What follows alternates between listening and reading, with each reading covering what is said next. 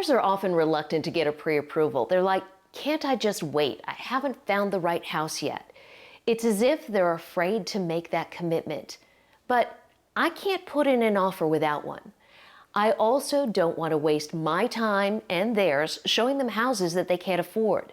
In this market, you need to be ready to put in an offer right away, or someone else will get the house.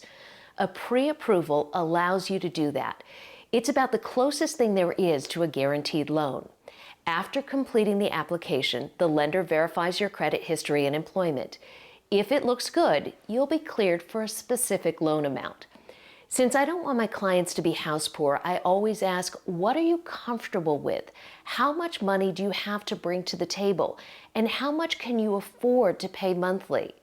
If we're in the right zone, then we'll be ready to write an offer when the perfect house comes along. I'm Robin Taylor with Coldwell Banker. For more useful information, click on the subscribe button. This is Real Estate Done Right.